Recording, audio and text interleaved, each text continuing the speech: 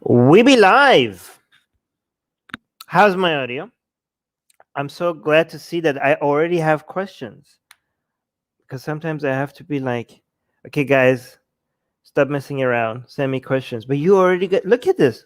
We already have a whole bunch of questions. This is amazing. Oh, hi, Suze. Suze is here. Music guy is here.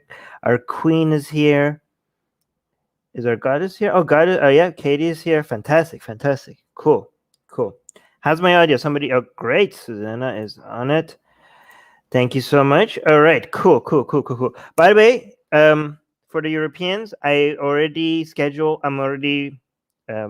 planning on scheduling another one for European time, so don't worry about that. I saw some people complaining. We'll do some live streams for that time as well. All right, Q&As. Let's do the first question. First question is from Susanna. Susanna is asking, please give us the highlights on the recent presidential debate in Iran. It's hard to do highlights on everything that happened because a lot happened, and I could spend 2 hours going over that. But let's see, what are the main two things that I could... Again, there are so many important things that came up that I don't know which ones would be worth covering more. But right now, just what comes to my mind is one thing that was very interesting about the presidential election debate that just happened, I think 2 days ago or 3 days ago. I forgot. I can't track time. I have a problem. But yeah, so the main thing was how obvious they helped us make it so obvious that most of the problems in Iran is not because of United States, okay, or foreign intervention or the sanctions. Like they are in their fight against each other, they are admitting, they keep blaming each other for all the problems, and they themselves are admitting that they are the problem. Like that the sources of problems that Iranian people are having is coming from these people, right? The people who are in charge. Like I know a lot of people are like, well, if United States didn't do this, and that, and blah blah blah blah blah blah blah, everything would be hunky dory. Like no, okay, yes, that has an influence. Of course, it has. It's goddamn sanctions, right? Like how could it not? But with these people in power, they will find a way. Even without sanctions, they will find a way to ruin everything, and they themselves are admitting that, right? The weird thing about it is that they keep saying like you like Rouhani regime, you did this, and they're like, oh, like the reformists, this is how they ruined this and this and this, and the economy is like screwed because of you did this, and you, and like they keep outing each other, like they keep outing Raisi for his human rights violations and his, like, I don't know, stuff that he did before and the injustices, and they keep, outing Hemeti for all the bad decisions he made in the economy and how that was damaging. Like, oh, keep going, like keep outing each other. And like, well, they're gonna fix, they come here with promises that they're gonna fix it, but you yourselves are admitting that you are the source of all the problem. Like we're gonna fix things, and the thing is that these are not different groups of people. Like there's an illusion of different groups of people fighting each other, but at the end of the day, the people that are claiming that they're gonna fix things in Iran are the same people that were in charge, and now they're outing each other for being responsible for everything that has gone wrong already, right? So that's the, if like, you don't have to take our word for it when we say, like, the bad management and all the bad policies in Iran is responsible for all the crap that Iranian people are going through. It's not just because of United States sanctions and stuff like that. You don't have to take our word for it. Just listen to the latest presidential debate. Just let them tell you. They will tell you that. So just listen to what they're saying, okay? So because we might be biased and you might be like, you guys have an agenda here. Okay, don't listen to the officials in Iran. That's what you could take from the debate.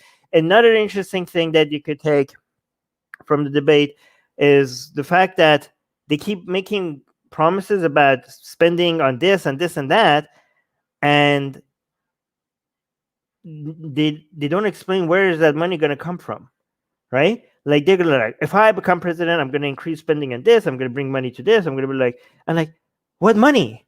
Like where? Like if that money is available, why haven't it been used already? Like you guys are spending money in Lebanon, in Syria, in Iraq, in Yemen. Maybe like there's only two ways to start increasing money is to stop those things. And all of you claim that you're not in favor of like all of you keep worshiping Qasim Soleimani and everything he did. So I'm asking, here's interesting thing. Okay, they keep addressing the things that they want to fix in the economy, but there's mainly two, but they don't address the elephant in the room that is the main source of economy being in ruin, and they don't even touch that. It's like a sacred thing that they can't even address. It's like staring at all of us in the face, but none of them dare even bring it up, which is the IRGC. Like, who the hell are you? You guys are not going to be able to do anything with the economy. Like, you guys, the IRGC controls like at least a third of the economy, and they're also control the foreign policy, and they're also using the resources of Iranian taxpayer money in other countries. And you guys like, I'm going to spend money on this and this and that.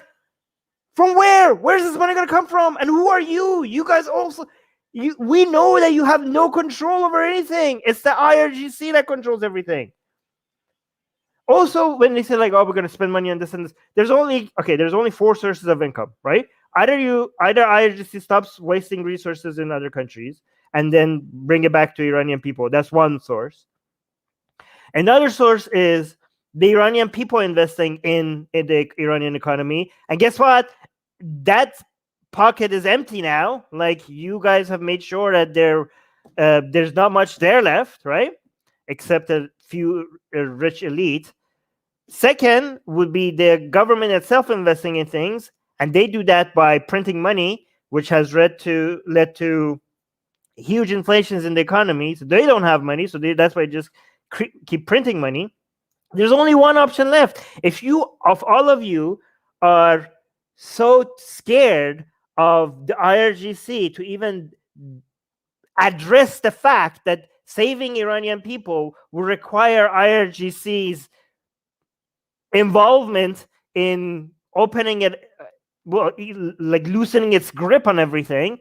None of you even dare mention that in a debate that is supposed to be about saving the Iranian people. That's the most important thing, and none of you touch that. The second most important thing that you don't mention is that given that all of these sources of money is unavailable, the only other source of money is foreign investment. And guess what? It goes back to the IRGC. You guys have made that impossible as well. You have become, other than North Korea, you are the most toxic country on the whole planet to invest money in. So great job. The only way that you could have like, oh yeah, we're going to do this, we're going to do this, we're going to build factories, we're going to increase subsidies on this, blah, blah, blah, blah, blah, blah. From where? From what money? The only other way is foreign investment. And guess what? Your policies, IRGC policies, has made that impossible as well. Like, I'm not, guys, these are supposed to be experts. Like, I mean, not racy, but at least some of them are supposed to be experts. And they know, like, they're promising money from where? Out of thin air? Anyways, that took a while for that first question. Sorry, I'm going to try to go out, respond to the next questions faster. Music guy saying, Armin, please tell us about the puppy. How is being a dad going for you so far? I love it. It's so much fun. I never knew it would be this much fun. It's also very easy for me because I just get to enjoy the having fun part, not the taking care of it part. Like, other people are responsible for that. Like when it comes to the feeding, the pooping, the peeing, and all that, the cleaning, the taking to the vet, the grooming, all of that is taken care of. I just step in to just cuddle it, and play with it, have some toys, run around with it, just watch it, have fun. So I got a great deal here. All right. Our queen is saying, since I can ask anything, Armin, remember the... Nope. I'm gonna ignore this. Wait, Armin, remember the promise you made on AR that you were going to do something when you hit 30K milestone? Was it getting drunk or wearing the hijab, or maybe both?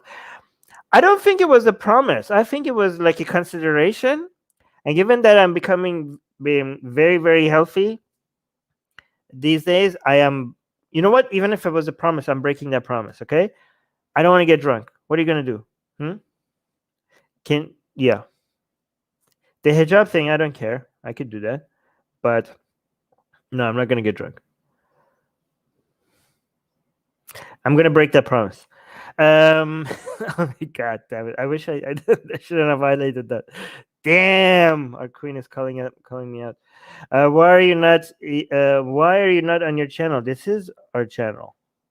This is the Secular Jihadists channel. Maybe just because you are unaware that I am on different shows, that doesn't mean this is another channel.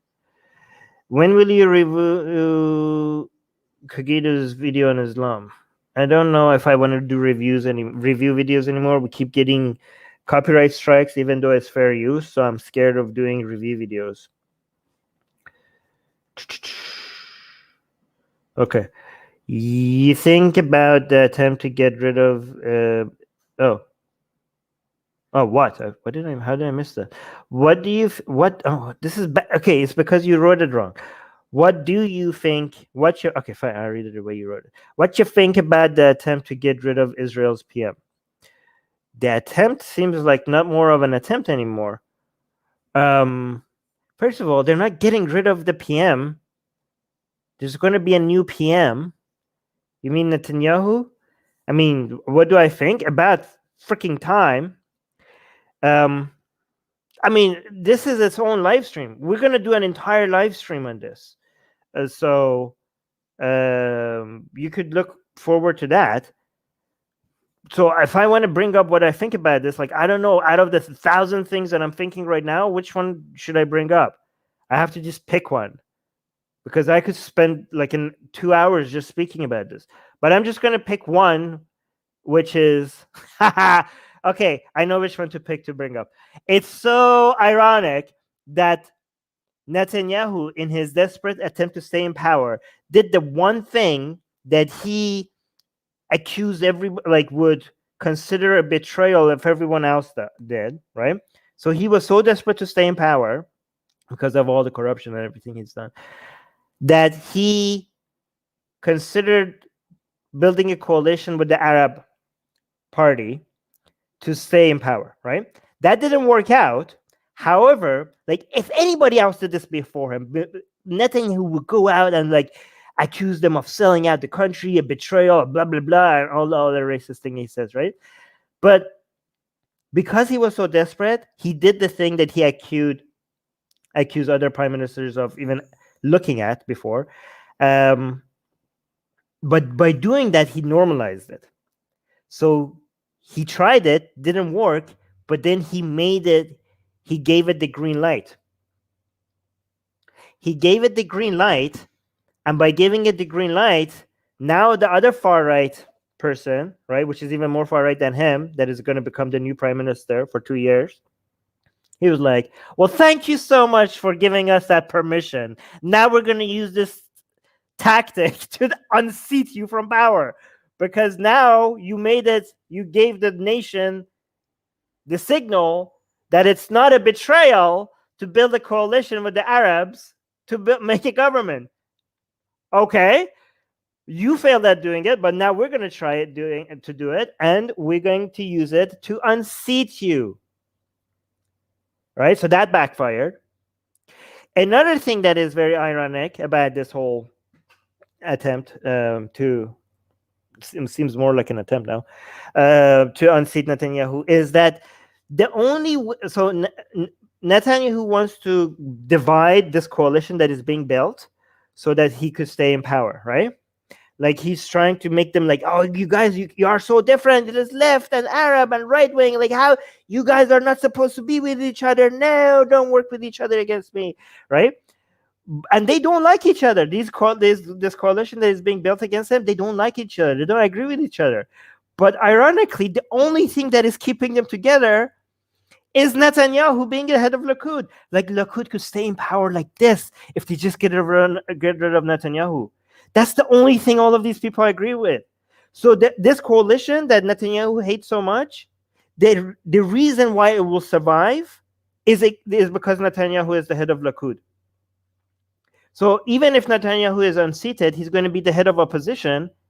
And by becoming the head of opposition, he's going to guarantee that this part, like he's going to, not guarantee, he's going to make it more likely that this coalition will survive. Because nothing keeps this coalition together other than Netanyahu being the head of Likud.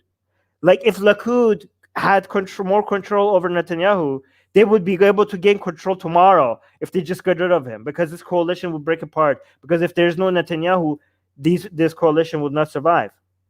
That's what's unite them.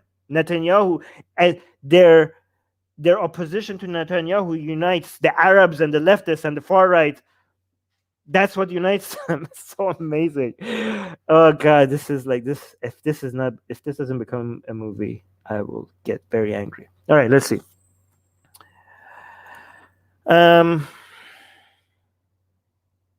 Okay. Hey Armin, what are your thoughts on the Ahmadi Muslims' view on Gog and Magog and Dajjal? They claim it's the Western nations who promote Christianity and atheism. How can we refute, discuss it? Why? The same way you refute my belief in the existence of leprechaun in my underwear drawer. Okay, next question. What is your happiest memory from your childhood? My happiest memory from my childhood. My happiest memory from my childhood. Oh, my parents taking... Oh, no. I was going to say... Okay. My parents taking us to Disneyland in Paris, but not specifically because it was Disneyland. It was the happiest moment because my parents, we all met. We were all right next to the Jack and the Beanstalk like thing. I guess there was a specific place in Disneyland in Paris that my mom, my dad, and my brother were. And my dad said, okay, instead of like, because I said, I want to go here, I want to go there. And my brother was like, I want to go there, blah, blah, blah. My dad said, we'll just meet. It was in the morning. He says, like, you all go in every direction that you want. We meet here at 1 p.m. And I'm like, what? Like, everybody goes. Like, this is the first time we were out and I was not going to be with my parents. Like, I was supposed to just go on an adventure by myself. He was like, I couldn't believe it. Like, wait, we're going to go around in this foreign nation and we're not going to be with our mom and dad? Like, yeah. Basically, you go wherever you want to go. Look at your watch. 1 p.m. we meet here for lunch. And I was like, the freedom, the independence. I think that had like a major impact on the rest of my life. I was exploring, like, I could go anywhere I want. I could pick any ride I want. And I was like the experience of Disneyland was enhanced by 1,000 times, given that now I was making decisions on my own on where I'm going to go. Like, I did not anticipate the level of freedom, the pleasure that comes from that level of independence and freedom. And I was so addicted to it that I wanted it for the rest of my life. That's why I moved out of my parents' house when I was like very young, because I was like, this independence thing it's awesome. I like making my own decisions. So that was what happened. That was the best experience. I really appreciate my dad making that decision. Like, I think like it really shaped me at that moment. Cool guy saying, what do you think about Bashar al-Assad? What do you think? I think he's a war criminal. He should be. Yeah, he's a war criminal that he brutalizes his own people. He's like the level of human rights violations by this man. The fact that he managed to stay in power is amazing. Also, it shows how unrealistic. But by the way, Bashar al-Assad managing to remain in power till now shows how unrealistic it is for us to be optimistic. I'm not saying it's impossible, but it's unrealistic to be optimistic about the fall of the Islamic Republic of Iran, right?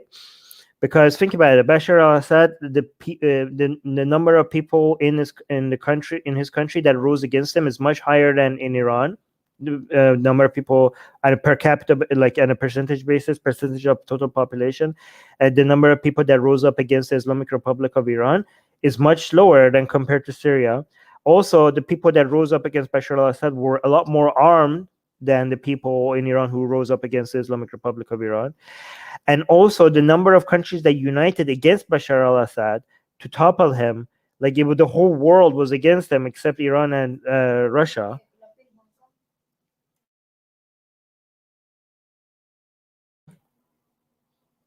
I'm doing a stream.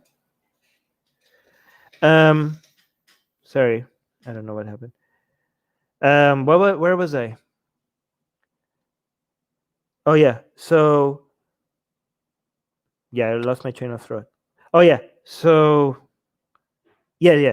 So the number of people on a percentage basis was a lot higher. They were a lot more armed, and the whole world rose against it. And yet he managed to stay in power. But when it comes to the Islamic Republic of Iran, they're a lot more powerful than Bashar al-Assad. Like they're a lot more armed. Okay, and not only Russia is going to support Iran, not let it get toppled, right? But also China is going to help with that as well. And the people in Iran are not armed, relatively much less armed. And at the same time, the desire to topple Assad was there, but the desire to topple the Islamic Republic of Iran, even among United States and European countries, is not there. Like the chaos that would be caused from the toppling of the Islamic Republic of Iran is something that Europe and United States are not looking forward to dealing with. Like, so they do want to put the Islamic Republic of Iran in its place and make sure it's try to make it so that it stops becoming such a hazard, nuance to everybody, but they don't want to topple it, right? Think about all the refugee crisis and all the mess. There is no tolerance anymore for such level of chaos in the Middle East. So they're not interested in toppling. So it's not just China and Russia who will not stop the Islamic Republic from being toppled. Even European and North American countries will probably take some action into not letting that happen. So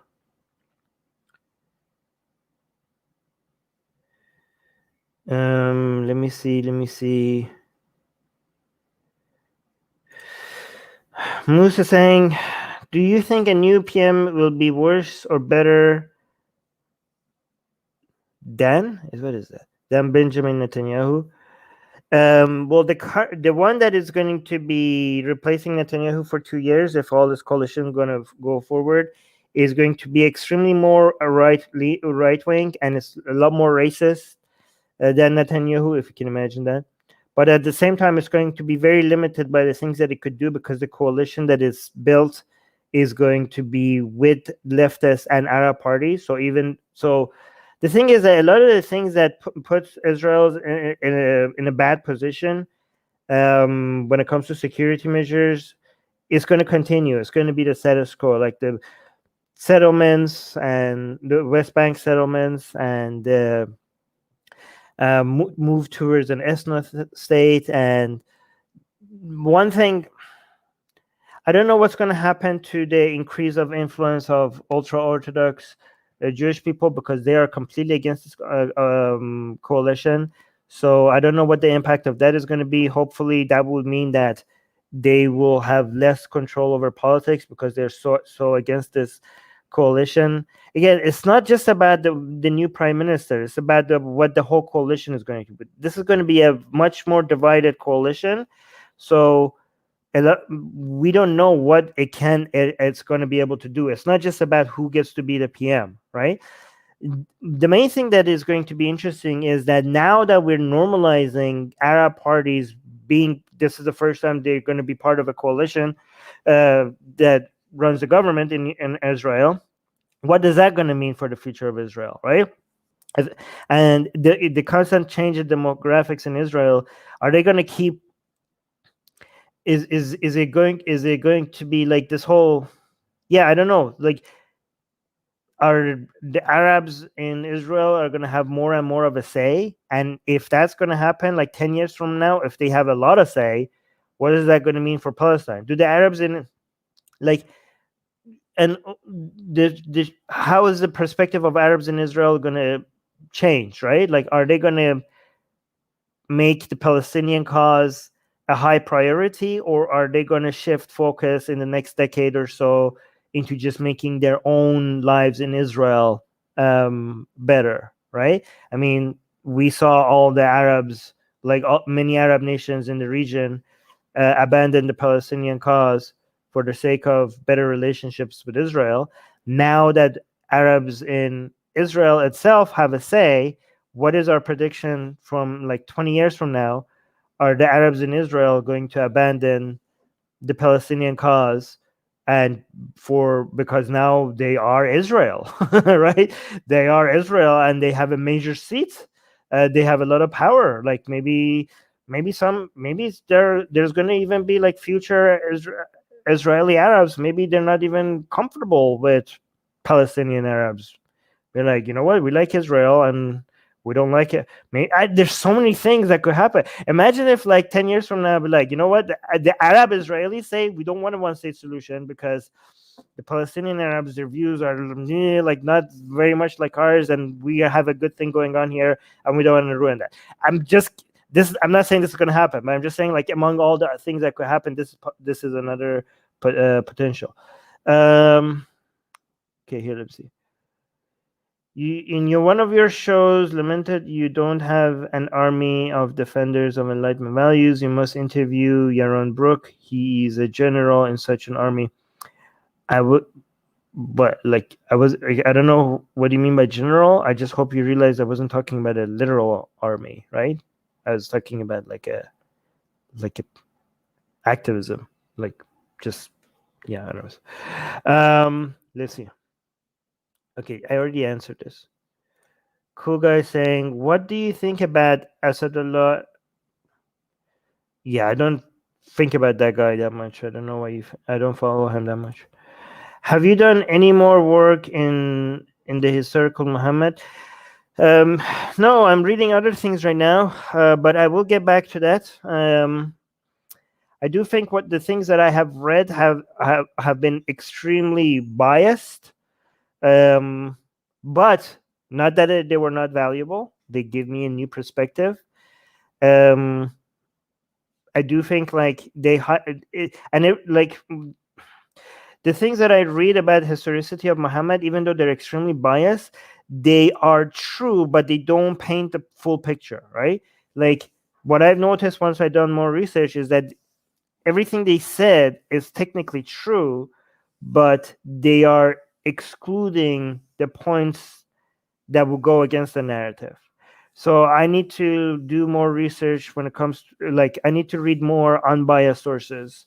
Unbiased sources are a lot more dry reading, but I will get to it. There's so much to read.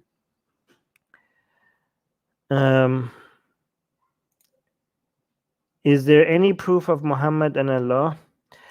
Okay, this goes back to this question. Okay, here's the thing. Let me tell you what my view about his. First of all, why would you even put these things next to each other? Allah, you mean God? Okay, no, there's no proof of God. I mean, I wrote an entire book on this. No, there's no proof of Allah. But when it comes to the historicity of Muhammad, again, it depends on what you mean by Muhammad. Okay, because my view right now, based on the things I've read and points and counterpoints and everything, again, I'm not a historian. I'm telling you based on what I've read, the works of historians that I've read. My view, as of right now, is that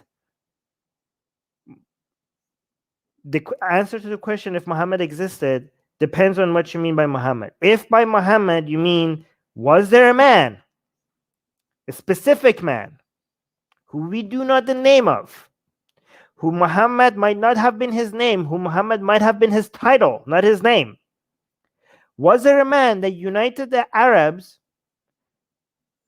and motivated them to raise an army to come out of Arabia and invade Jerusalem and attack the Persians and the Byzantine Empire, blah, blah, blah?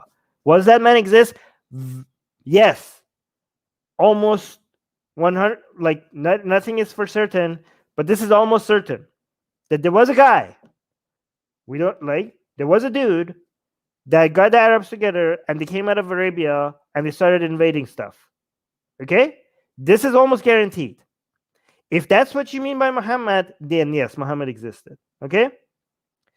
If by Muhammad, but here's the things that we like, Muhammad, if you mean the leader of Islam, the man who introduced the Quran, if that's what you mean by Muhammad, that's less certain.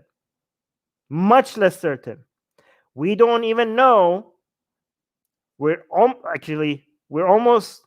almost sure that the religion of these Arabs was not even Islam at that point. Islam was not even defined as the religion that we know it today by then. We know that their religion was Abrahamic, had something to do with Judaism and Christianity, was very much influenced by it. It was not even called Islam. These Arabs that came and did these things, Islam was a later invention. So if what we say about Muhammad, when we say if Muhammad, you mean like the prophet that brought Islam, we're very skeptical about that Muhammad existing. Okay, very skeptical. And what I'm almost sure did not exist is Muhammad as described in the Sunnah and Isnad.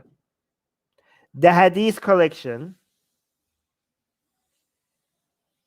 is a much later invention, and the accuracy of them reflecting Muhammad's life is almost guaranteed to be inaccurate. So this is a 3-layer question, right? So that was my answer. Atheists, I always have a problem. Earth Ugrul. Is that saying, I have watched videos of you calling. I'm not even going to mention this person's name. YouTube doesn't like that. When did I? What are you talking about? I never called him my hero.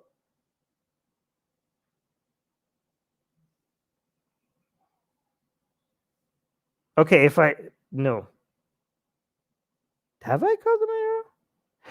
One thing he did one time was heroic. I didn't say he was my hero. I have called him out many times for his bigotry. But one time he did was, I said like that was, maybe I said it was brave. Did I say heroic? I don't know. If I did, I don't know. This man, no, his tactics are horrible. In fact, I have a documentary showing exactly. I went to London and I recorded his followers and the tactics that they use and the bias that they have. And I have never released that documentary because I haven't had the time to edit it. But we have a video editor right now. She's on it. At some point, this will get released. But yes, so I don't remember saying anything like this. My hero? I don't think I said that. If I said that, then that's stupid. No, this must have been years ago. I have, ever since I've seen some of his tactics and the methods that he used and the way he talks about Muslims, not Islam, I don't think. I mean, even then, I called out some of the things that he said that was generalized against Muslims rather than Islam. And then I don't know. I saw him how he used specific stories to paint general, broad statements about an entire group of people, just like stereotypical far right methodology to go like, oh, look at this story, look at this story, look at this story, and use it for fear mongering. So I have watched numerous videos. No, I don't. Okay, if I don't think I said my hero. I said maybe at some point I said that his action was heroic, but I take that back if I did ever.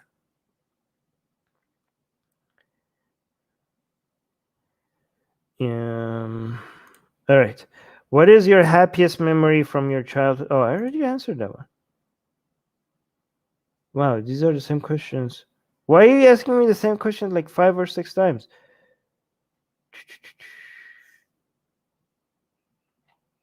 Okay. Ask me new questions. These is okay.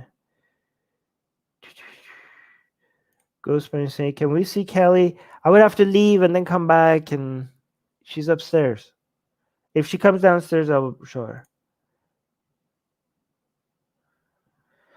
What are your thoughts on John McWhorter's work? Well, I know that Susanna is a big fan. I used to follow him a lot, and I thought he made a lot of sense. But to be honest, I have become less interested in this whole, in that brand of activism a little bit, because I don't know. I just seem like I think like I want to have a more. There's just so many things happening worldwide that to focus on the United States is a little bit boring now. I will come back to it from time to time, but I do want to have a world like I right now I'm more interested in what's happening worldwide, especially around the Middle East. All right, guys, ask me questions. Stop. Okay, let me see. Music guy saying, are there any films you recommend that Westerners have probably not seen that you like that are from Iran or the Middle East? I don't know. Middle East. Wait. No, I don't have. Nothing comes to mind right now. Nothing comes to mind. I have to think about that. There were some good documentaries, but I don't remember their name. John McWhorter is great, good at responding to woke BS while staying reasonable and not being reaction. That man is fantastic. Like, he's like such a like every time I listen to him, you're like, oh my god, he like. By the way, I am biased. Isn't he like an atheist? Right? Like, I like the fact that he's not right wing. I like the fact that he's an atheist. So he's not using and I like the fact that he's not Republican, and I like the fact that he's not using religion as a way to fight woke narratives. So I am extremely biased towards him. He's an atheist, isn't he? Yes. So if you want, I think he's as Susanna mentioned last time, like he's probably the best anti-woke antidote that there is in United States. He's, it's really hard to dismiss him as somebody rational or somebody that, like if you want anti-woke and you listen to Ben Shapiro or I don't know, people like that, you can see like they're not giving you the full picture. They're cherry picking. They don't understand the other side. They use a lot of straw man. They use anecdotal evidence. But if you really want to listen to somebody that takes the other side seriously, doesn't dismiss them, but at the same time has good responses to them, John McWhorter, you really can't do better than him, right? I'm correct, right? John McWhorter is, yeah, that's the one I am. I'm correct on him being an atheist, right? Anybody? All right. Popular Front for Liberation of Palestine, Marxist. That's a big name. Is saying, what do you think of Albania under the only openly ex-Muslim dictator, Enver Hoxha? He banned Muslim names, closed all mosques, etc., etc. Okay, I don't know much about him, but that sounds horrible. That sounds extremely authoritarian. I am officially, if this is true, I am officially kicking him out of the ex-Muslim as the ambassador for ex-Muslims, all atheist ex-Muslims worldwide. I am kicking him out of our group. He could officially contact Susanna to hand over his atheism card as the CEO of Atheist Republic. She's the one responsible for that. And as an ex-Muslim myself and representative and spokesperson for all ex-Muslims worldwide, I could accept his ex-Muslim card. I expect it in the mail shortly. And if he does not accept this demand, the Atheist Republic army will show up at the borders quite shortly for a full-on invasion of Albania. Okay, next question. Please explain why they were openly talking about taking hostages in the Iranian presidential debate. Well, Rezai, who's one of the candidates, has openly called for saving Iran's economy by taking American hostages and giving them away for ransom. Oh God, you can't make this stuff up. That was one of his solutions. Like, how do we save Iran's economy? Well, we have Americans here. Just take them hostage. And he's proud of it. He's proud of it, right? So one of the other candidates is supposed to be the reformist, which is a joke. They're all in the same camp. Basically, called him out. Like, you want to save the economy? This was your solution, right? He called him out. Like, it was basically telling him, like, this guy who's supposed to be the president and he wants to save the economy. This is the guy that his solution was taking American hostages in exchange for money, right? And then when it was his turn, he was like, yeah, come at me, bro. So he doubled down. He doubled down. It was like, of course, I'm a soldier. I'm a soldier. If Americans are a threat, of course I'm going to take them hostage. So he didn't even back down. He doubled down. Oh my God. That was fantastic. What qualifies someone to be considered an intellectual? Well, the first condition is to not mistake and an, right? That's the first condition. What's to be considered an intellectual, not an intellectual, right? So if you know the difference between and, that's the first step towards becoming an intellectual. I'm kidding. I'm kidding. I'm kidding. Don't be upset or don't be sad. Okay, don't go. An intellectual. Okay, so there is no official definition for an intellectual, right? So you get to decide. All right, you get to decide for yourself. Kuga is saying, answer my question. Okay, well, I don't see a question. If I missed it, maybe you could have just asked the question.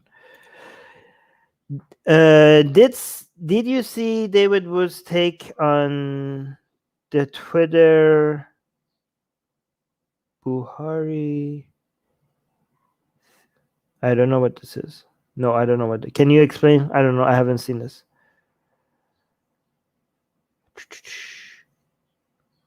What is your? This was your question. You say answer my question, and this is your question. Did I not give like an entire speech about the Disneyland in Paris? I already answered. Where were you, guys? Did I not answer this? I answered this.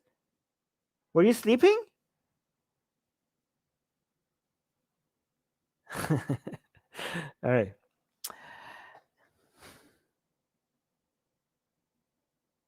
Oh no! See, no, it was the other one. Well, ask it again. Ask it again. All right, here.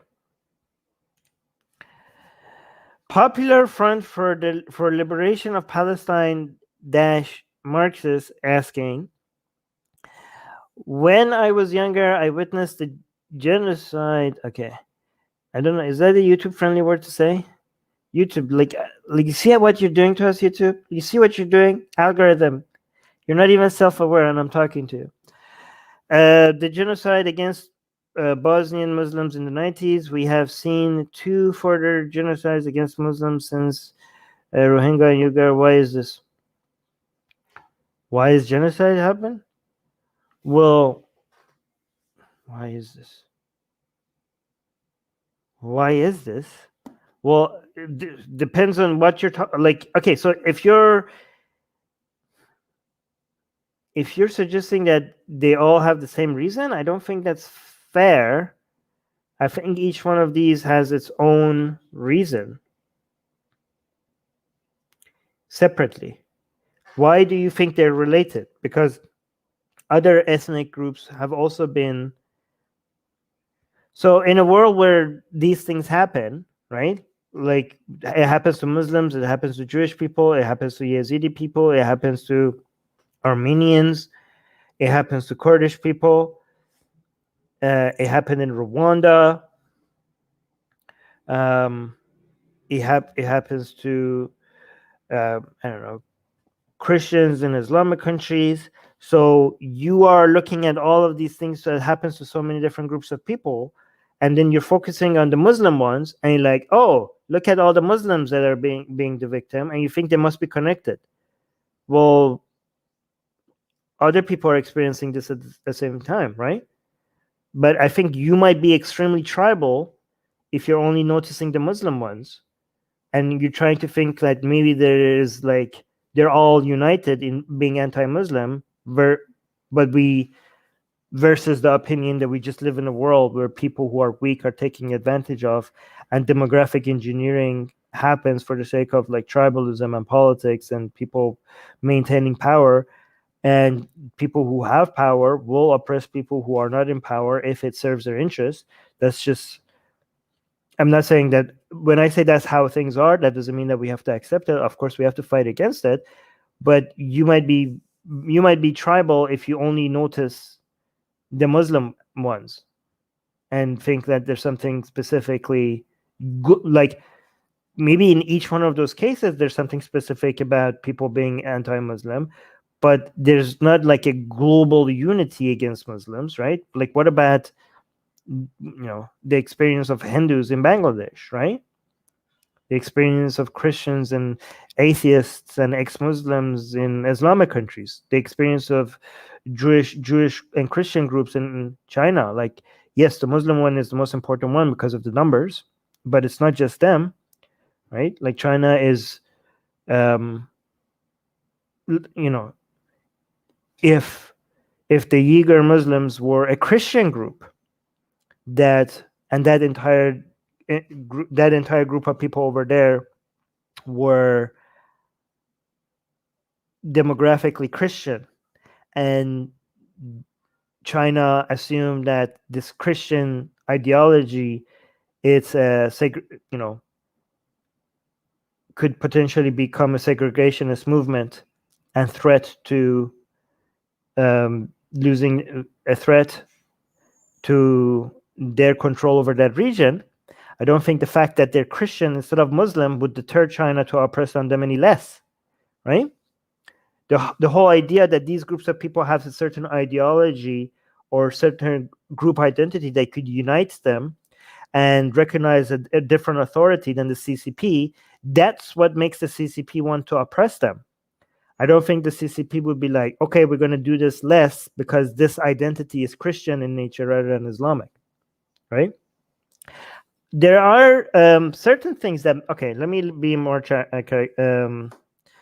skeptical about what I just said. There are certain things that makes it easier to notice this sometimes against Islamic groups, is because, first of all, Islam is more political in nature, so that could have motivate people to oppress against it harder than other identity groups. First of all, because the people who are under Islamic influence, they suffer from Islam a lot more, and they become eventually weaker groups of people. So weaker groups of people are easier to oppress because if you look at the Islamic world, it has less resources now, partly because of Islam.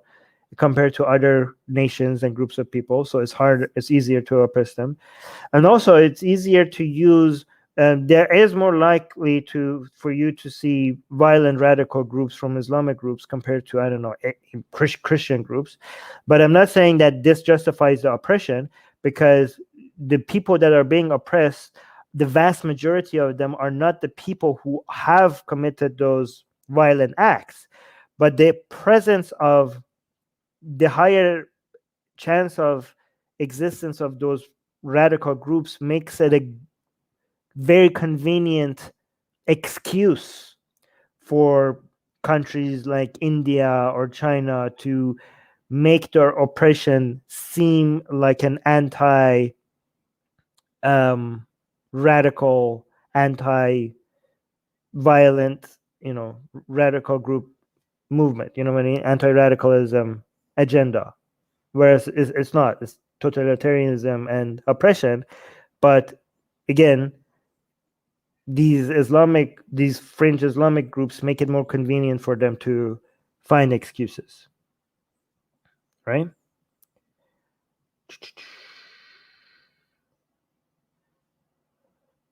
Okay.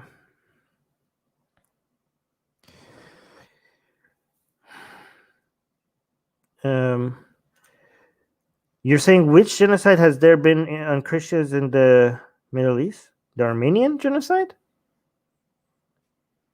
Isn't that a big one? Right. Isn't it? How many people? How many people were? It's a major one. How do you not know this? Like between 600,000 to 1.5 million. Like, how do you not know this? Am I missing something here? All right, let's go to the next. Twitter removed Nigerian President Buhari's tweet, so he shut down Twitter in Nigeria. Twitter responded, "Oh yes, I saw that." Twitter responded that shutting down people's access to social media is a human right abuse. Oh yeah, and then David Wood came out and said that no, okay, David Wood was being not very smart. I'm trying to be I'm trying to be respectful. Shutting down an entire groups of people's access to Twitter is not the same as I have been banned from Twitter. I don't think that my human rights was violated. So I don't know. That seems like a dumb argument. Maybe I'm wrong, but I'll look into it later. Maybe I'll do a stream on it. You do realize there is a specific definition for genocide as provided by the UN, which UN which I'm using. Okay, and yes, I already read that. You seem to suggest any form of conflict towards a group of people as genocide. No. No, what are you talking about? No. The Armenian genocide was over 100 years ago. I'm talking about recent years. Okay, if you think 100 years ago is not recent history, then your perspective of history is different than mine. I'm sorry.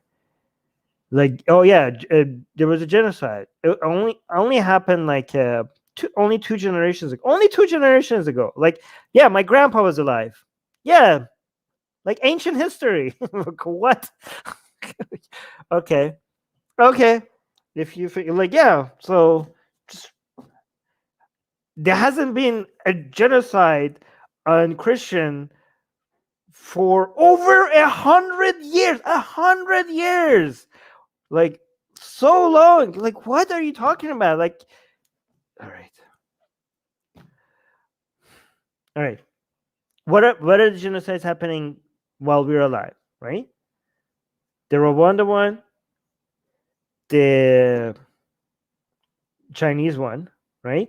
There are other mass murders that are happening that are technically not genocides. I consider them morally equivalent as genocides because I care about number of people who are suffering rather than the motivation behind it. But I do understand that being able to label mass murders as genocide will help get more people, more international organizations and private institutions mobilized against the action. So I do understand that. So I do see the utility of that. However, personally, like, I don't know, like what's happening to Yemeni people is technically not a genocide, but it is the worst human rights violation of our lifetime. It's like, when it comes to the amount of misery that is causing, it's worse than what's happening to Yemenis people, is worse than the genocides that are currently happening right now, right? So wait, in our lifetime, we had Rwanda, we had China, right? So you're acting like, oh yeah, only in our lifetime. You're acting like there's like 20, 30 genocides happening while we are alive. I mean, okay, so the genocide against Muslims that are happening, which ones are you talking about? Right? Are you talking about genocide or cultural genocide? So you act like I don't understand what I'm talking about. I completely understand the differences between these terms. When it comes to genocides that are happening, 100 years is nothing. It's not like every year there's 2 new ones that is happening. No, like, okay, like you guys are saying Syria. No, not every mass murder. Guys, when I say something is not a genocide, okay, I'm not dismissing it as something that is important. Sometimes something that is not a genocide could be even worse than a genocide, okay? Because a whole bunch of people are dying and a lot of people are being starved to death and going through a lot of misery. But because of the motivation behind it, it could technically not be considered not a genocide, but still as bad, as even worse than a genocide, right? Like, if I say something is not a genocide, I'm not saying like, oh, that means it's not as bad. It just doesn't meet the technical definition of a genocide.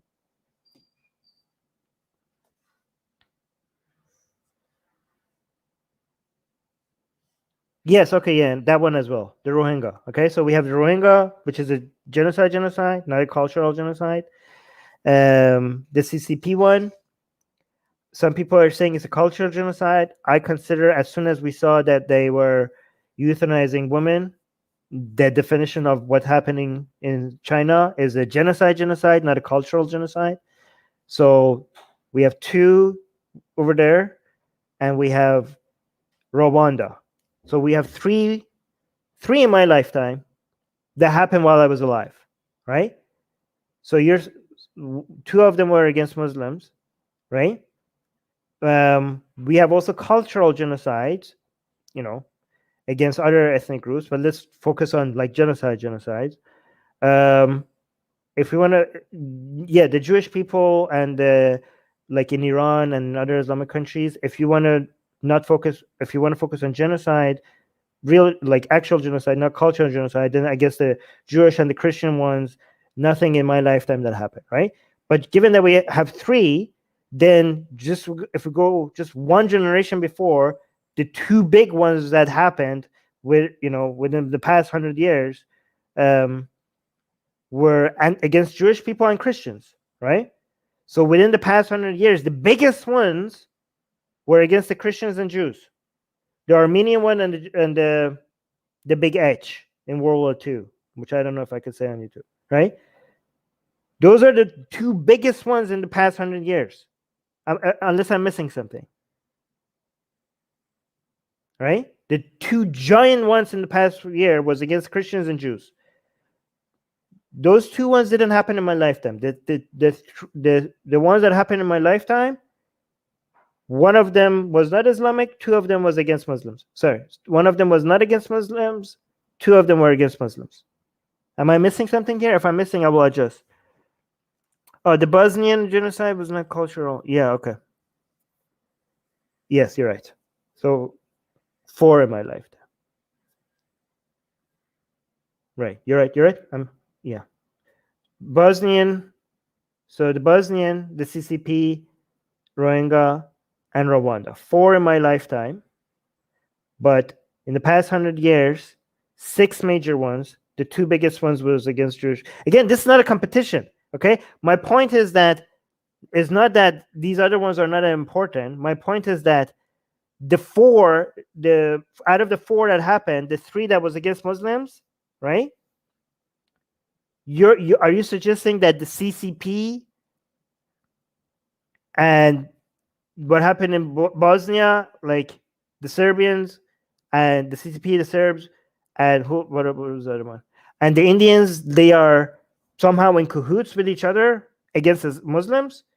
I can tell you, sorry, not the Indians. I mean, the Indians are Muslim as well, but the Burmese, right? I can tell you, like, the anti-Muslim aggression in India and China is not because India and China are united with each other. In fact, they are seem to be enemies right now.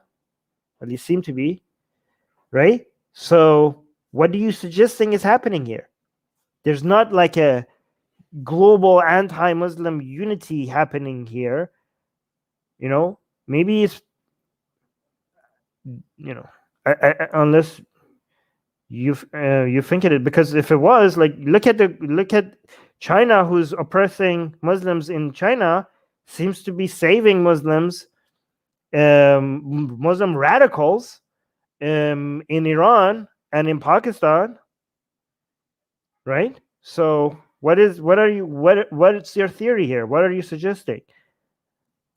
I think maybe you're just being tribal.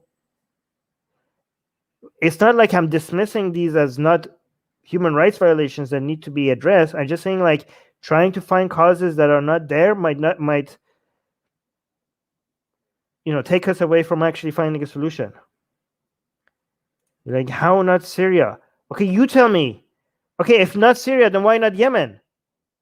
How many people are being innocent people are, again, you guys don't understand? Like, why is Syria not a genocide? They were deliberately killed. Okay, so you don't understand the definition of genocide. Okay, so well, Yemen as well then. You think just the high numbers of death deliberately doesn't make it, that's not just go look up the definition. Like, an entire group of people are not being targeted because of their ethnicity. They again, not calling it, you guys are just so dense. Not calling it a genocide doesn't mean you're dismissing it as something that is not a major human rights violation. God damn it. Do you think, like, the goal was to wipe out an entire ethnic group or identity? That was not the goal. Doesn't make it better. I hope you understand that not calling it a genocide is an excuse for it not being a bad thing. Guys, what's happening in Yemen is right now the greatest human right violation of our lifetime. The greatest human right violation of our lifetime is happening in Yemen, and it's not a genocide.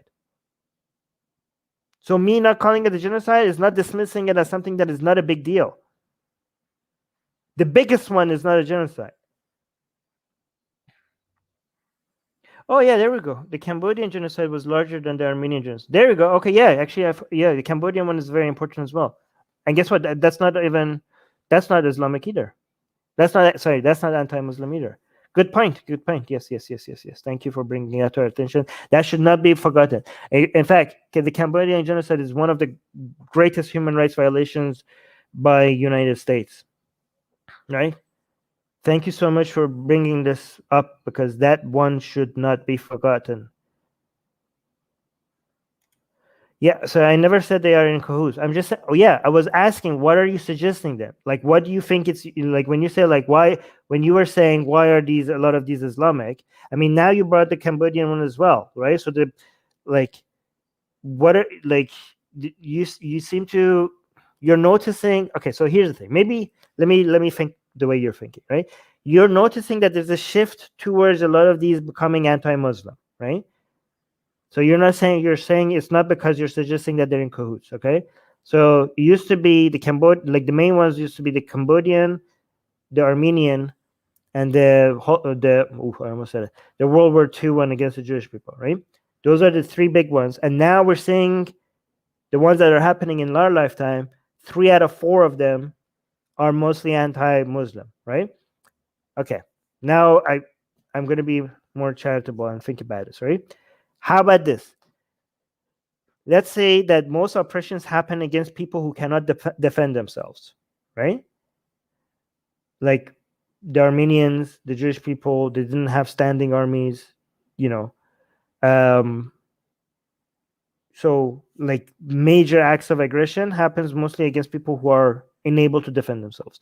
Maybe the weakness ever since World War I, the constant drop of the power of Islamic nations has made it easier to oppress them.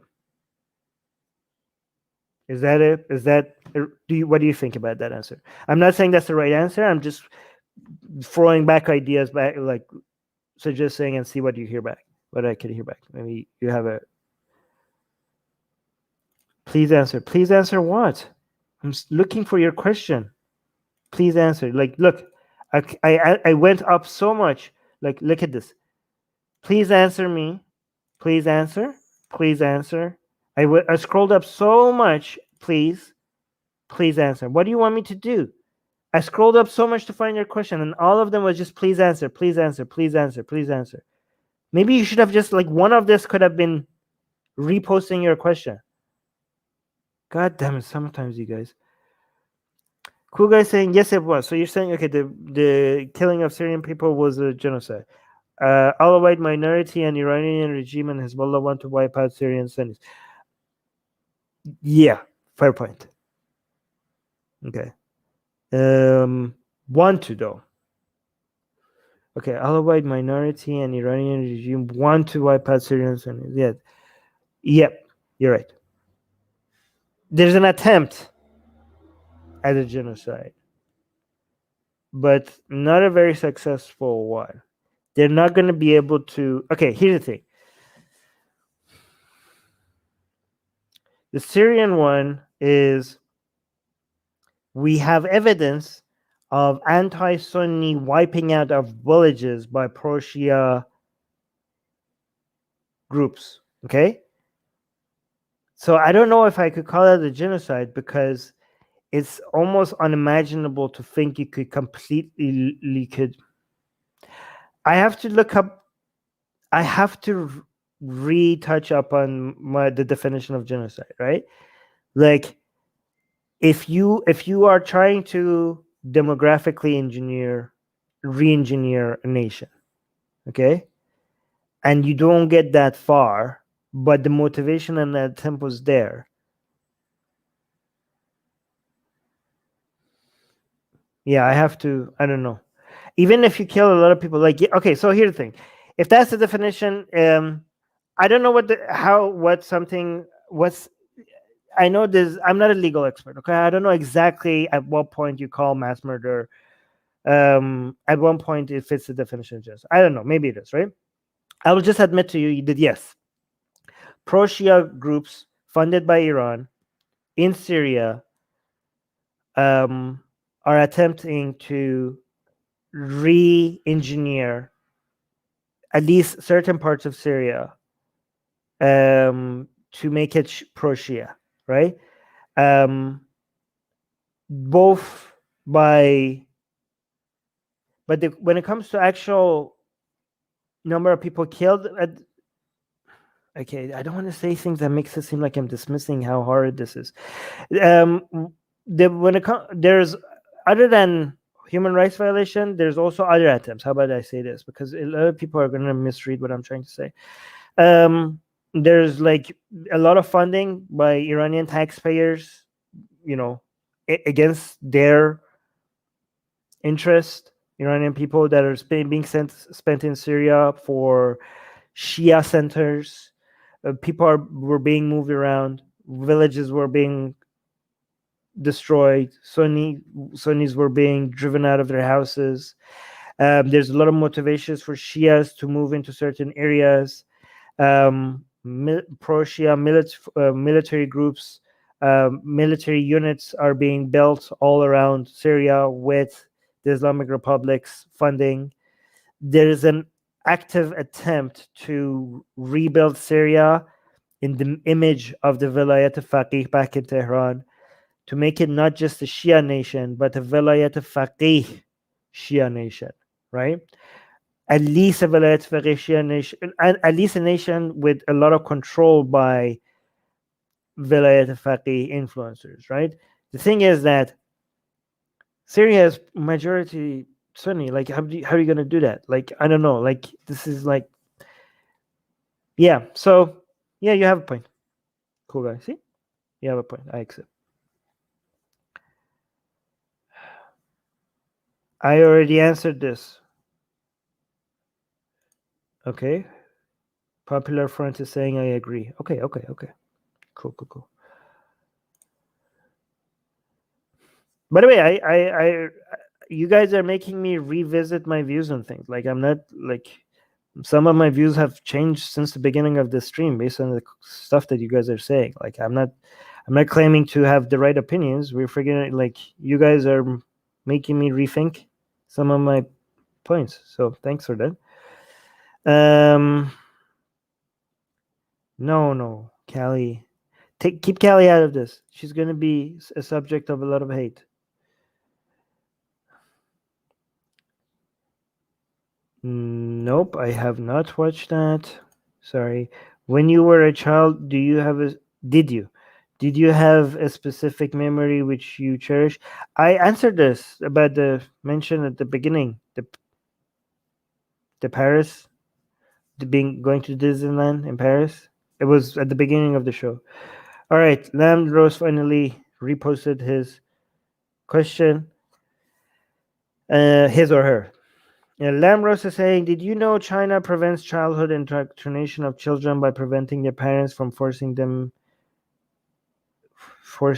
to attend? See, forcing them attending, it means forcing them to attend places of worship unless they are turned 18. Do you think that's good?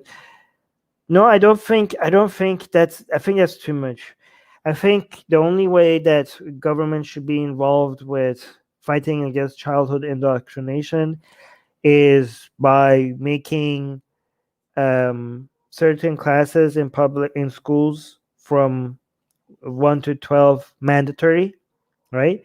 But what parents do beyond that, when it comes to telling their kids, teaching their kids, taking their kids to religious ceremonies or teaching them religion, the government getting involved in telling their parents that they have no right to do that, the level of intervention and authoritarian that will involve the government getting that involved in people's personal lives, the cost to that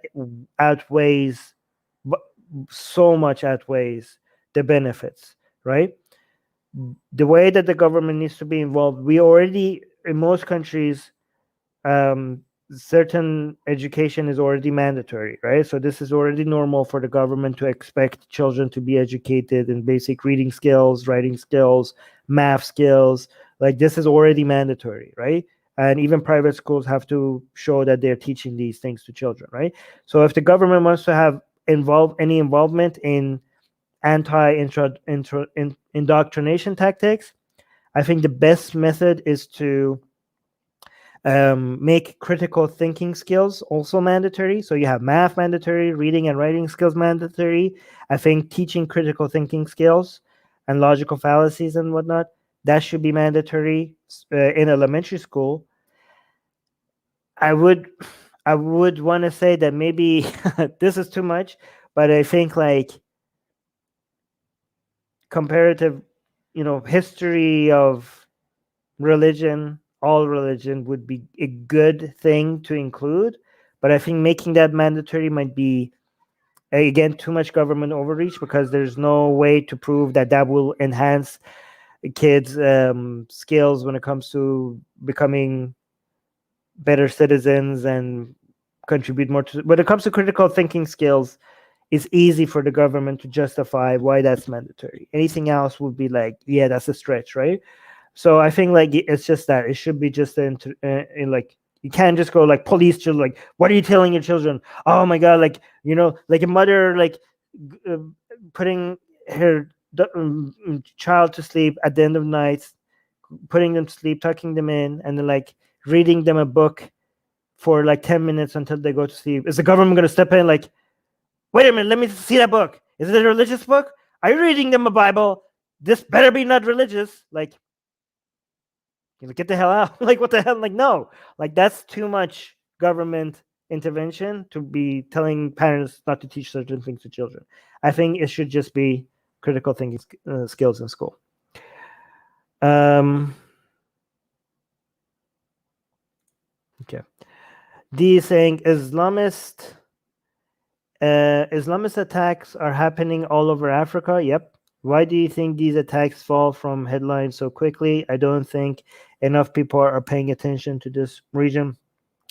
Because these nations don't have a lot of money, so they don't have a lot of influence in culture and entertainment around the world, so people don't care about them that much, right? So, like, for example, like if you look at richer nations, because they're richer, they make their presence felt, not just in their own country. They make their presence felt internationally. Like as the countries that are richer, other countries notice them more, right? Like, so if, for example, if South Korea used to be a very poor country, but then it became a rich country, and now because they're a rich country, their culture, their entertainment, their people are noticed around the world. And when you're noticed around the world, people start caring about you, right? And even sympathizing with you because they know they're constantly aware of your existence, right? So that's why when something happens to Japanese people, to Korean people, to Australian people, the planet tends to care more, right? Because we know we are aware of their existence often, and the planet is also it gets to participate in things that brings them joy, so they feel some closeness to them, right? It didn't used to be the same way with the Koreans and Japanese until they became richer countries, right? But then when your country is like their presence is not very felt because they're poorer countries, maybe if something happens to them, maybe like most people around the world care about them less. And media companies are for-profit companies. So if they cover news that doesn't get that much attention, it doesn't bring them the views, they're going to go bankrupt because they need the views to be able to compete with other media companies. And that's why it doesn't get enough coverage. I have answered this. God damn it. Why does this question keep coming up? I answered this.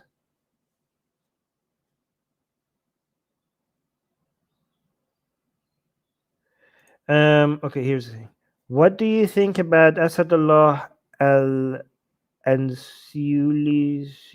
saying, I forgot his Asadullah, I know his name. Yeah. Saying his live streams that you did not invite him back in the Secular Jihadists because he won? Well, I mean, I didn't consider inviting him back because he was kind of boring. I want to invite Daniel Hayraju back because he is like he speaks a lot better. I mean, if you want to, these are people who will always. It doesn't really matter what happens during the stream. These people will always.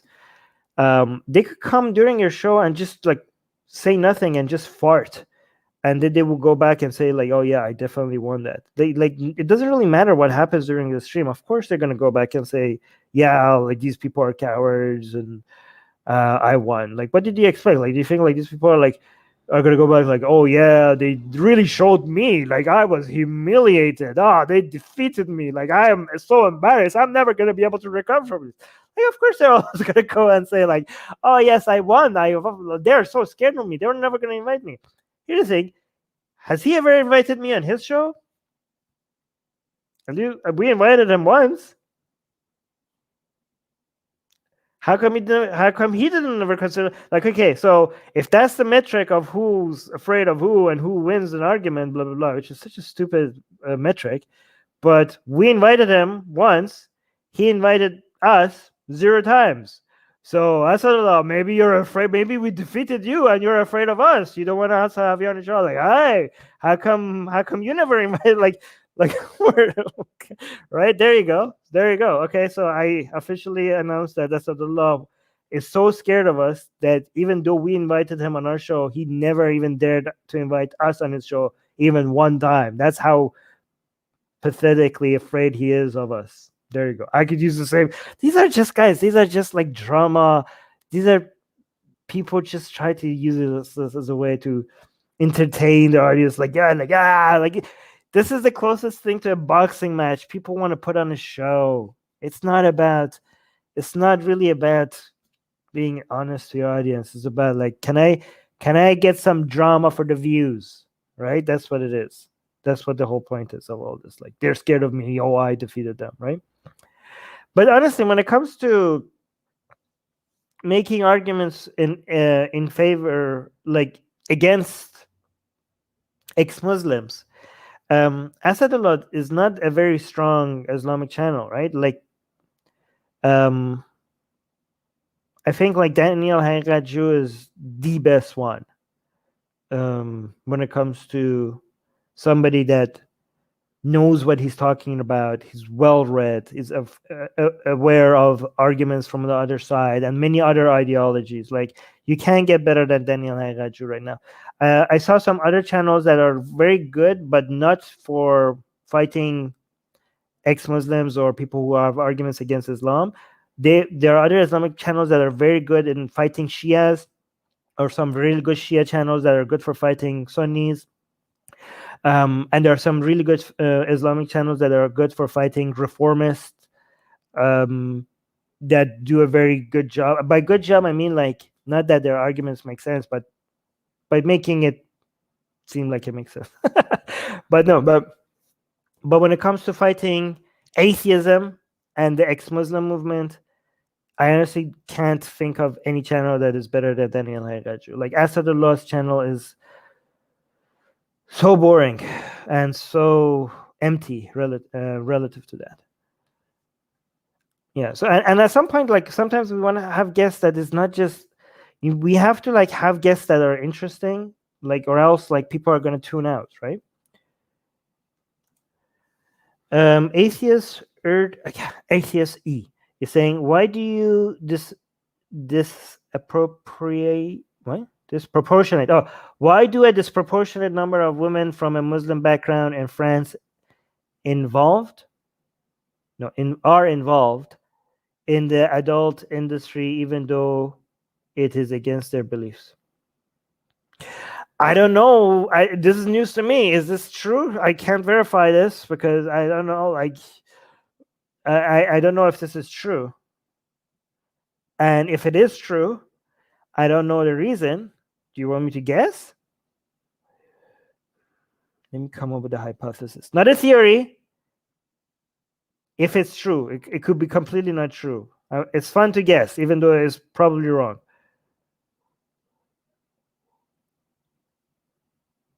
I have no idea. Maybe because poverty. Just poverty, right? Like, there's a correlation between and lack of opportunity. Poverty and lack of opportunity. So it's not, if there's a correlation, there might not be a direct causation. So it's not because it's not their Muslim background that is making them do that, right? There's a third external factor, that maybe being from a Muslim background and being segregated from the rest of society, and maybe some of their own beliefs has contributed to the poverty, and also lack of access to the job market, maybe be causing that. So, which would cause other people to be more their presence to be felt in this industry as well, not just So that's my guess. I don't know, guys. Like, don't go by my answer. This is just it's interesting it's okay to guess, as long as without evidence, as long as you know that your guess is a hypothesis and not a theory, and that you do not hold on to it because you came up with a guess with no evidence. That means that you should be able to let go of your guess as soon as there's evidence that you're wrong. Okay, so I'm not against guessing without evidence, as long as you acknowledge that it's a guess and that you're okay with giving it up as soon as you know get a better answer with better support. What do you guys think of my guess? Was that a good guess? Okay, this is too much fun. I want to go, but you guys are asking some good questions. You do know the parents can decline them education and put them in religious private schools. Okay, so yeah, even in religious private schools, there needs to be certain skills that are mandatory. Guys, even in religious schools, religious private schools need to show to the government that there's a certain base level that every child needs to prove to the government. Every school needs to, even private school, need to prove to the government that these skills are the children are being taught these skills, and that there needs to be standardized tests or stuff like that for them to be able to prove that these children are getting useful education. That needs to be mandatory, right? And that's already the norm for that has already been established for math and reading and writing skills. I think critical thinking skills should just be added to that list. Yes, there can be a rule by the government to say that you can't teach religion to children in private schools. That might be too much intervention, but I'm hoping that teaching them critical thinking skills will somehow help against the brainwashing. Why I can't mention someone? I don't know what the question is. Music. You are mentioning someone.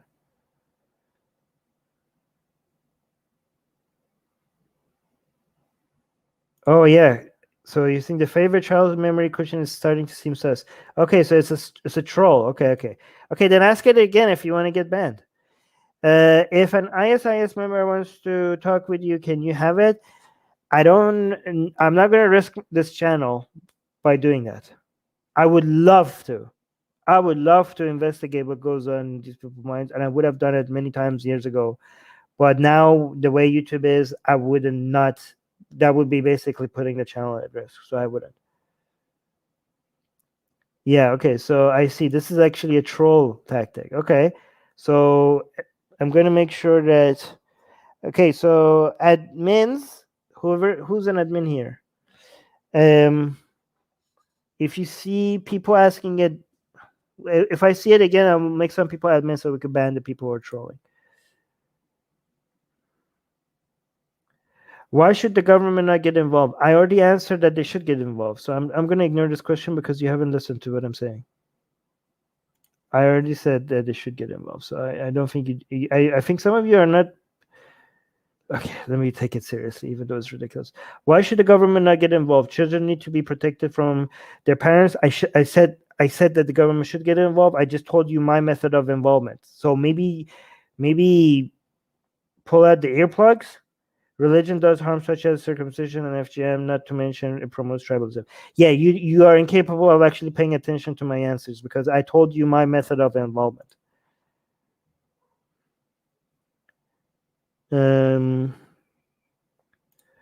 Were the Islamists destined to win in the Iranian Revolution in 1979?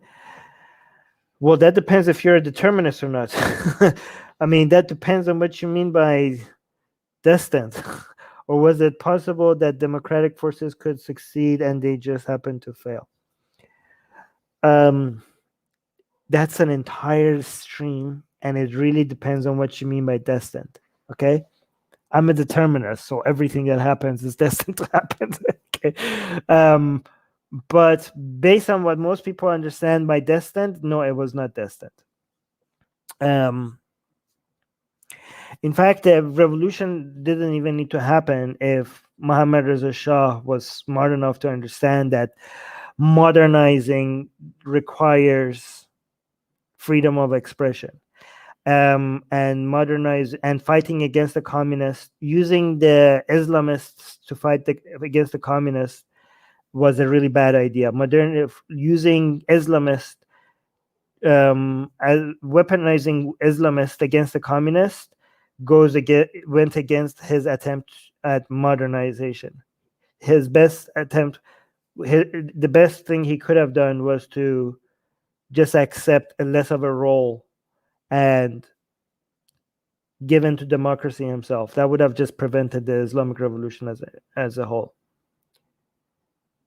Yeah, I don't know if a lot of people understand that Muhammad Reza Shah is the person that is responsible for the mullahs becoming the only source of rebellion against his authority. He basically shut everything down. All attempts, every call for democracy and freedom of speech, and human rights, and any other challenge to his authority was shut down by him, and he left. The only one that he left and he didn't shut down was the Islamists and the mosques. So he, by doing that, he made the only legitimate opposition against himself the Islamist. He himself was a Muslim, and he always thought that the Islamist will always take the side of the monarch, because historically that's what they did. And he saw the communists as the greatest threat. And he thought that the mullahs were inherently anti the communists, and that's why he needs to give them the authority that his dad took away from them as a way to fight against this great threat. But it's interesting, at the very end, it was the mullahs who united with the communists to topple him, and the communists had no choice but to join the mullahs, because they were the only organized institution there that could challenge the Shah. But this was an era where the call for democracy and freedom, I don't know if you understand that even Foucault was promoting the Khomeini in Paris, right? You guys know about this? Right? This was a time that anti-authoritarianism and calls for democracy was very popular, right? And Khomeini in Paris jumped on the bandwagon because he was very smart. He was very smart because he knew that when all of a sudden the revolution started picking up, his Islamic views took a back seat. And the Shah himself had made Khomeini's book illegal. So not many people knew about how authoritarian Khomeini is. And when all the reporters came to Paris to interview him, all of his Vilayat al-Faqih, authoritarian Islamic views, was not mentioned.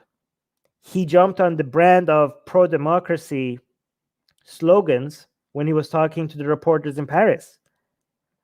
And the Shah knew that this is not, like, here's the thing. Shah wanted the reporters to talk to Khomeini in Paris because they knew what Khomeini stood for. So they thought that this idiot is going to out himself as a radical. But Khomeini surprised them, because when the reporters talked to him in Paris, all of the things that he wrote in his book, Vilayat al-Faqih, he didn't talk about them. He doesn't talk about the authority of God and his anti-woman rights views. The main thing that started the Islamists to rebel against the Shah was the Shah's push for more rights for women. Most people don't know about this. Like, this was Khomeini's revolution, was to take rights away, not to give more rights to people. But then when he was in Paris and they wanted him to embarrass himself, he didn't say any of those. He was smarter than that. So they were like, oh yeah, this is a pro-democracy, anti-authoritarian movement. And even the communists fell for it. They're like, oh yeah, we're going to get behind Khomeini. And then when Khomeini came into power, it's like, psych. It's like, he basically he massacred the communists. Like, the people that helped him come to power. Like, but it was always there. It was like the movement, the original push was for democracy. Like, most of the people who were participating in the revolution, they were like, okay, fine, I guess Islam is a good excuse as anything to rebel. Like, Hussein was a freedom fighter, I guess. Like, sure. Like, they had no idea who this guy is. They had no idea who Khomeini is and what he stands for. Like, the people who were like in the streets trying to fight against the Shah, They would have been horrified if they knew what Khomeini's actual views are. Like, women were protesting because they wanted more rights. If they knew what Khomeini stands for, do you think that they would have been backing him up? They had no idea.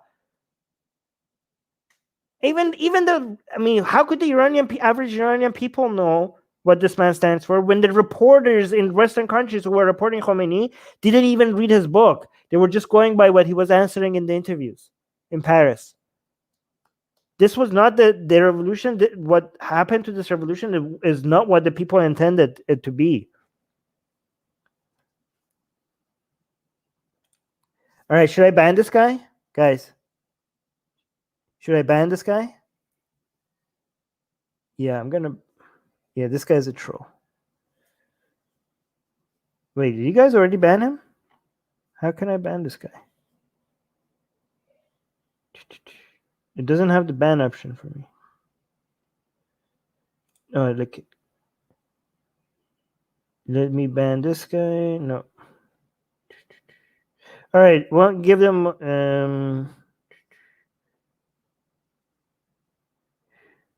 Yeah, it's not giving me the ban option. All right, admins, please. Let me see if I can make Fatima the admin. Oh, Susanna took care of it. Oh, Susanna, thank you, Susanna. Ban these people. These are trolls. This guy and this guy. Ban them from the channel. And this guy. So Arab Cat, Searching of Meaning, and Abdul Rahman, ban them, the three of them, from the channel, please. Thank you. Yes, Susanna is on it. Susie is on it. Thank you, Susie. Hey, Armin, just popping in. I admire your passion. I'm a milk toast Christian. Good on you, fella. Thank you. I wonder, why are you a milk toast Christian? If you're a Christian, don't you think like you're supposed to be all in? Like, why wouldn't you be all in on something that you believe in? I just wonder. Oh, here, this is another guy. Sus, please, ban this guy as well. Surya Assad. Thank you. It's really good. Thank you for the trolls today. They made it so easy for us to clean house in one swoop.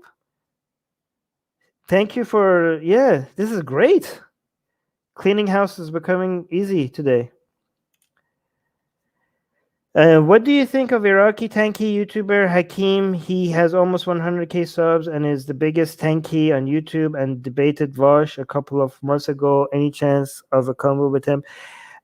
Yes, but here's the thing. I would love to, but I'm not going to chase anybody anymore. They have to reach out to me because I have wasted so much time chasing people and then scheduling live streams with them and then last second canceling. And I honestly have better... I can make better use of my time than chasing people who are going to cancel. And it's not fun, right? I want to... This is like me answering your questions. This is really fun for me. I'm enjoying my time. I don't want to like go and go after things that might not happen, right? So if any of these people want to do a stream, even if they're like, oh my god, I mean, they are so much bigger than you. Well, why would they reach you? You need to reach them. Like, okay, well, if they're bigger, they have bigger channels and they're not gonna reach me, then forget it. But they have to reach me, because I'm gonna do things that are, I'm doing things that is interesting and fun for me and Susie and Ali and Babak and the Persian channel, rather than things that people say like it will help to grow the channel. Yeah, there's many things that we could... I don't care anymore, right? I rather just do the things that are interesting. We're already at a place where we're happy, right? Anything out on top of this is gravy, right? If our channel grows, if our Patreon grows, we're already comfortable where we are at, right? We just want to have... My goal is to be able to have interesting discussion with people who are interested, and thanks to our patrons, we are very comfortable. We're finally at a place where we could cover our expenses, right? If we ever grow more than this, then we're going to have more resources to do other things that we're interested in. But we're not going to do things just because they bring the views, because it's more important for us now to do the things that we want to do. Wait. Mr. Shah went all against his father's manner about how to treat mullahs. Reza Shah was not right in some points, but too right against mullahs. Well, his way, his Muhammad Reza's father, Reza Shah, the way he was against the mullahs, it was too authoritarian. That also helped with the revolution. It backfired. Lamros is saying, thanks, Armin, for answering my questions earlier. You're welcome. All right. Wow, Susanna. Susanna's on it. I already banned the trolls. Thank you, Susanna.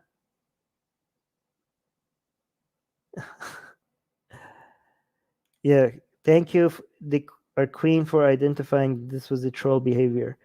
It's good. It's good. Our channel is cleaner now. Armin, thanks for answering my questions earlier. Sorry if I sounded hasty. I was trying to get you to answer as many questions in the limited time. Thanks and sorry. It's okay. It's okay. No worries. Thank you. Thank you for your question. Good questions. You ask good questions. And guys, sometimes I answer a question, like you ask me something, and I give you an answer with confidence, and then you tell me why I'm wrong. And I hope I demonstrated that. Sometimes you change my views live on air, right? Like I think today, like, there are three things that I have a somewhat different perspective or because of your pushback on me, right? So like I don't I sometimes I say like, oh yeah, my answer is the right answer, and obvious like, but I hope most people know that when I do that, we're just like, I'm joking, right? Like whenever I come with, like, I'm just trying to be, I'm being cocky for laughs, for the lols, right? But even though I always like act like, yeah, my answer is the right answer and everyone else is wrong, I've demonstrated that you guys here in the live chat change my views on things, all the time. So, and thank you for people who making me like. I think the quality of our live chat has increased, right? Like today was so much fun. The challenges that you guys brought up, like this was a very helpful live stream for me. Like, yeah, thank you guys. Do you think that the rise of Islamism in general was because of the authoritarianism of secular rulers in the Islamic world, or was Iran an outlier in that people actually wanted democracy? Do you think that the rise of Islamism in general was because of the authoritarianism of secular rules in the Islamic world? Okay, I don't know if these things are, it's a binary. You're presenting it as binary. I'm not sure if it's a binary. The authoritarianism of Islamic secular rulers had an influence, but it's definitely not the only factor, right? Throughout the history of not just Islam but religion, radical movements do tend to make an attempt at grabbing at power whenever there's a crisis of identity, or a shift in ideology, or a loss of power by your school of thought, right? So this has happened many other times in history as well. So it will go very much. So that's something that happens all the time in history, like not just in Islamic history. We could see in Christians and Judaism, and other religions' history as well, right? So that's one thing. And the dance between the monarchs and the monarchs and the kings and the priests, right? The king, the military, and the priests, the struggle between their fight for power before democracy became a norm in some places around the world, that has always been also a thing that constantly happens, right?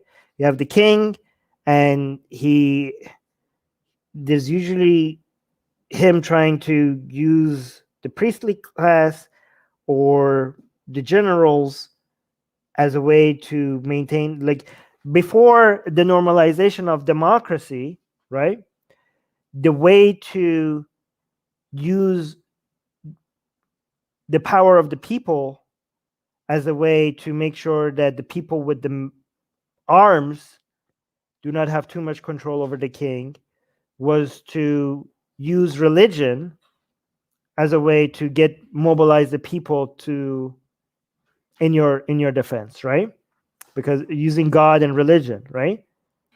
So you have the king trying to always stay in power, and this is like you have at any point in time, the people who have are in charge of the military, they could just topple you anytime they want. So there's many different strategies against that. You could either make sure that you have multiple not militaries that are not united in any way, and you could also make sure that the priests are happy because the priests talk for God and the people listen to God, and you want to make sure that the people are on God's side, right?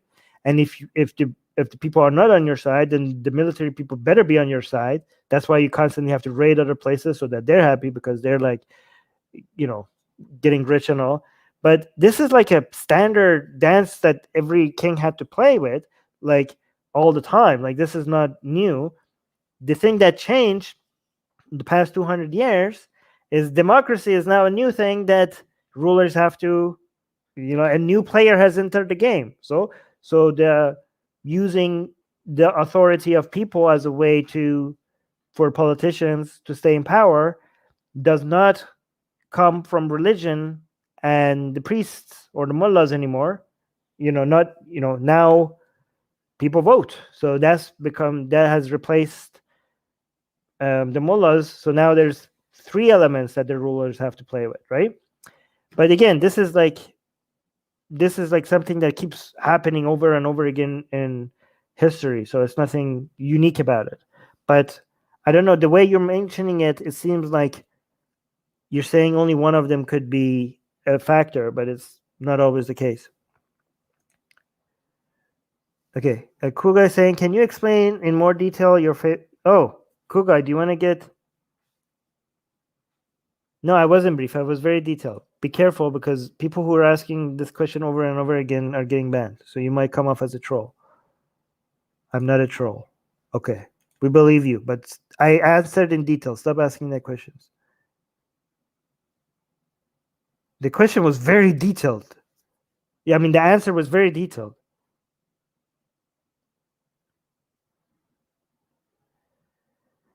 All right, I think I should go now.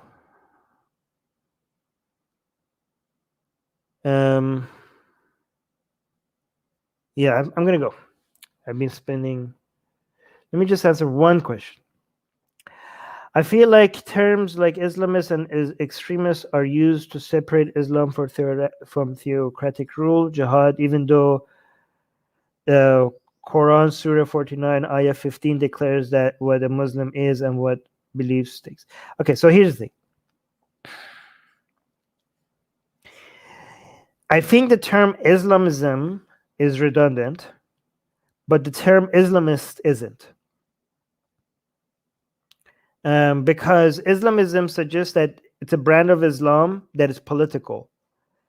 The problem with the term Islamism is that Islam inherently is political. If you read the Quran and the Hadith, the suggestion that Islamism is the political brand of Islam, it's nonsense. Islamism and Islam are identical because Islam is political inherently, right? However, when it comes to people, right? Most Muslims, just like most Christians, not only don't follow their religion, they don't even know their religion, right? Just like most Jewish people, most Hindus, most Muslims, most Christians, right? So even though Islam is inherently political, most Muslims have no interest in political, like making Islam dominate the planet or anything like that, right? Most Muslims are not like that, okay? Most Muslims are like, even like latest polls in Iran, for example, shows that it's not just the non-Muslims who want secular democracy more than anything else in Iran. Even the people who identify as Shia Muslim in Iran, then the number one political system that they want is not just democracy, secular democracy. Muslims I'm not talking about ex-Muslims and atheists or people with no religion. People in Iran who identify as Shia Muslim, they want not just democracy, they want secular democracy, right? So what Muslims want and what Muslims believe is not the same as what Islam teaches, right? And yes, they're still Muslim, because you not knowing the teachings of Islam or not following them doesn't make you a not Muslim. Okay, as long as you believe in Allah and the Quran, even if you don't follow it, even if you have never read it, as long as you believe in Muhammad as last prophet, even if you have no idea how vile his life was, or if you don't live a life according to his life as role model, you're still a Muslim. Okay, as long as you believe in Allah and the Quran and Muhammad as his prophet, right, as Allah's prophet, right? So that's why maybe the term Muslim and Islamist as when it comes to referring to a person has utility, because an Islamist is different from a Muslim. Islamism and Islam, they're not different. Islam and Islamism are the same thing. Islam is inherently political, but a Muslim and an Islamist are different because people have different views. You're saying according to 4915, they are not Muslim. No, it doesn't say that they're not Muslim. I mean, according to definition of Muslim, hold on, let me see. According to the definition of a Muslim, you're still a Muslim. Let me see for.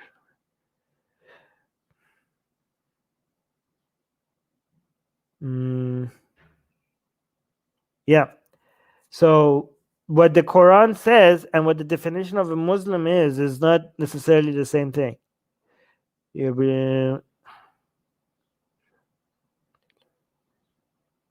Okay, so you're saying it says the believers are only the ones who have believed in Allah and His Messenger, okay?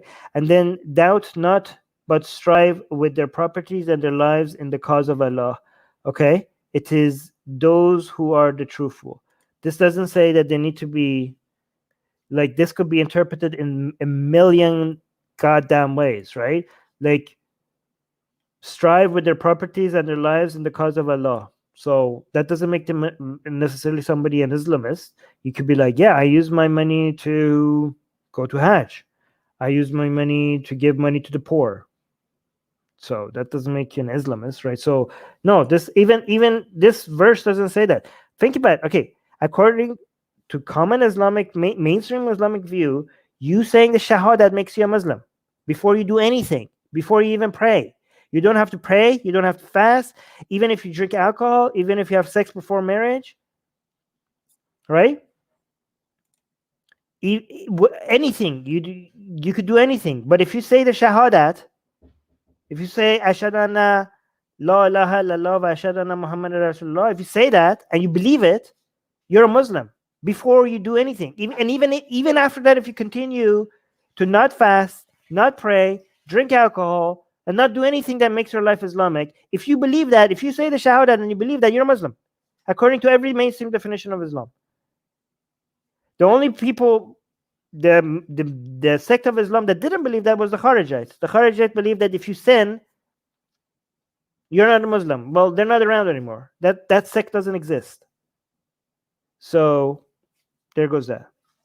Like, yeah, see, you're not listening. Say jihad is mandatory for an Islamic state. Yeah, you're not listening. There are many things mandatory. That means if you don't do it, you're sinning. But your sinning doesn't make you not a Muslim. Like, for example, in Christianity, having sex before marriage is a sin. But if you sin, it doesn't make you not a Christian. It just makes you a Christian who is sinning. This is very simple stuff. Okay, I'm gonna end this by a super chat. D is saying, "Good stream. My recent change in work shift will allow me to catch them live more. Yay! Love from USA. Thank you so much, D. Thank you so much for the super chat. That's very sweet. I really appreciate that. I really, really appreciate that. Thank you. Anyways, guys, thank you so much. This was fun. I really enjoyed it. This was very engaging. The quality of our streams is improving. We're getting more interesting questions.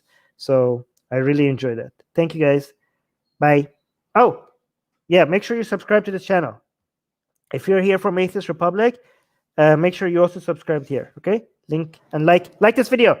Like it. It helps, guys. If you want people to see this in their stream, even if they're not subscribed, in their feed, even if they're not subscribed, make sure you like it so we can grow this channel. Liking really helps. I wouldn't be asking for you to like it if it didn't help. So if you want to help this channel, just like the video. All right, bye.